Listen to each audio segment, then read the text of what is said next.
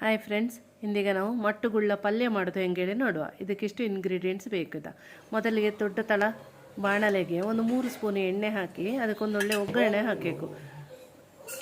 ಉದ್ದಿನ ಬೇಳೆ ಸಾಸಿವೆ ಹಾಕಿದ್ದು, ಕರಿಬೇವು ಸೊಪ್ಪು ಹಾಕಿತ್ತು, ಆಮೇಲೆ ಒಂದೆರಡು ಮೆಣಸು ಹಾಕಿತ್ತು.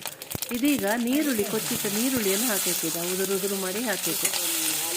ನೀರುಳ್ಳಿ ರಜೆ ಮೆತ್ತಗಾಯಿತು. ಇದನ್ನು ಹಾಕಿ ಎಣ್ಣೆಯಲ್ಲಿ ಒಳ್ಳೆ ಫ್ರೈ ಆಗಿ ಬಂತು. ಅಷ್ಟೊತ್ತಿಗೆ ನಾವು ಕಟ್ ಮಾಡಿ ನೀರಲ್ಲಿ ಹಾಕಿಟ್ಟ ಬದನೆ ಇದ್ದಲ್ಲ, ಅದರ ನಾಲ್ಕಕ್ಕೆ ಹಾಕಿಕೊಡಬೇಕು.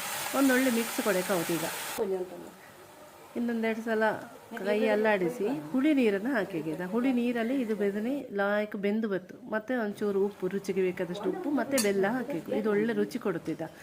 ಆಮೇಲೆ ಒಂಚೂರು ಅರಿಶಿನ ಹುಡಿ ಹಾಕುವ. ಇದಾದ ಮೇಲೆ ಸಾರಿನ ಹುಡಿ ಹಾಕಬೇಕು. ನಾನಿಲ್ಲಿ ಮನೆಯಲ್ಲಿ ಮಾಡಿದ ಸಾರಿನ ಪುಡಿ ಹಾಕಿದ್ದೆ. ನಿಂಗೆ ಬೇಕಾದ್ರೆ ರೆಡಿ ಸಿಕ್ಕೋ ಸಾರಿನ ಪುಡಿ ಹಾಕಲಕ್ಕು. ಸಾರಿನ ಪುಡಿ ರೆಸಿಪಿ ಬೇಕಾದ್ರೆ ಸಬ್ಸ್ಕ್ರೈಬ್ ಮಾಡಿ, ಮುಂದಿನ ವಿಡಿಯೋದಲ್ಲಿ ಹಾಕುತ್ತೆ. ಇದನ್ನೊಂದು 2 ನಿಮಿಷ ಲಾಯಕಕ್ಕೆ ಬೆಂದು ಬರೋಕಿದ. ಮಿಕ್ಸ್ ಆಗಿ ಲಾಯಕ ಬೆಂದು ಬತ್ತು.